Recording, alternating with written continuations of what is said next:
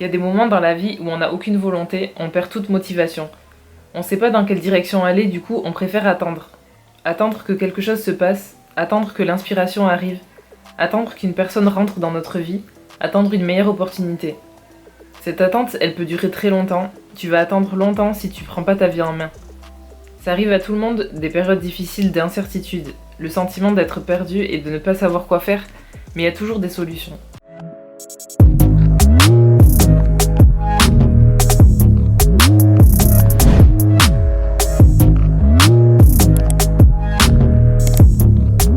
Salut tout le monde, c'est Seynabou et j'espère que tu vas bien. Si tu as besoin de motivation, continue à regarder la vidéo. Quand on a des choses qu'on veut réaliser dans la vie, que ce soit une activité qu'on a toujours voulu faire ou changer de travail par exemple ou repartir à zéro, devenir la personne qu'on a toujours voulu être, mais ça va être un rêve comme si c'était un rêve lointain, un rêve qui n'était pas atteignable dans la vie de tous les jours. Ça c'est ce que notre mental il veut nous faire croire, que ce rêve il sera jamais atteignable, et du coup ça nous fait développer une peur autour de ce rêve. Ces peurs elles sont paralysantes et du coup ça va donner de la procrastination, le fait de tout remettre à plus tard, un manque de motivation et au final plus aucune volonté de passer à l'action. Tu dois sûrement te trouver des excuses comme j'ai pas assez de temps, j'ai pas d'énergie, je suis trop fatiguée. La motivation et la volonté ça tombe pas du ciel, c'est quelque chose qu'il faut pratiquer et avec de l'entraînement c'est accessible à tout le monde. Pour commencer tu peux te demander est-ce que tu es heureux ou heureuse en ce moment.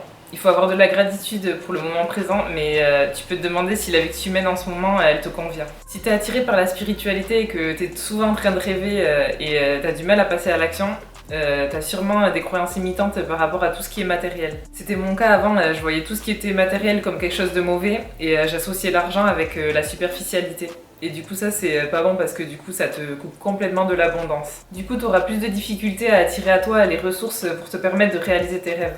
Que ça soit les bonnes personnes dans ta vie ou des ressources financières pour t'aider à passer à l'action, par exemple acheter du matériel ou apprendre de nouvelles choses. Forcément, si tout est difficile à avoir dans ta vie et que tu t'es coupé de l'abondance, tu vas avoir aucune volonté parce que du coup tu vas toujours tout repousser à plus tard ou à jamais et tes obligations du quotidien vont prendre le dessus. Pour te sortir du quotidien, passe plus de temps dans la nature. En fait, ta relation à la nature va t'aider à retrouver ta nature profonde et à mieux te connaître.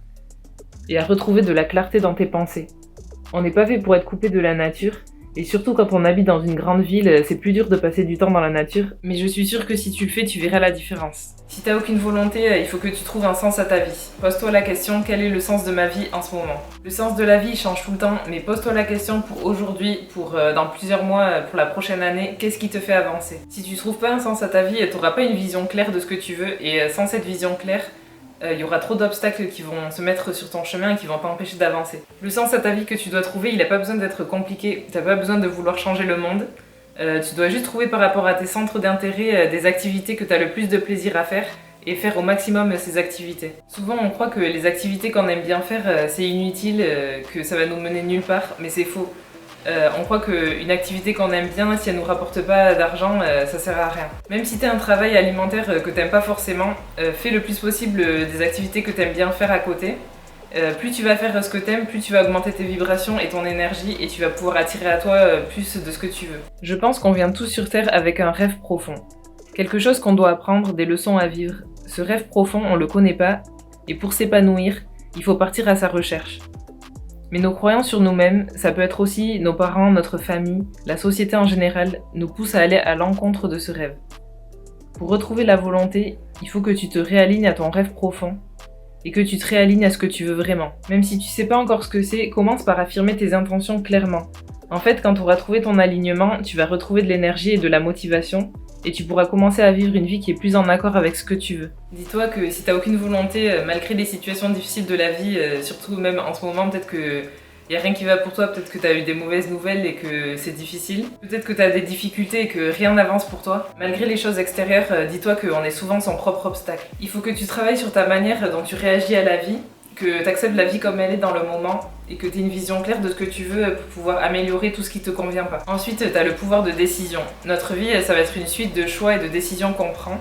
Une décision que tu prends ou un choix que tu fais, ça peut complètement changer ta vie. En général, on va avoir une intuition sur ce qu'on doit faire.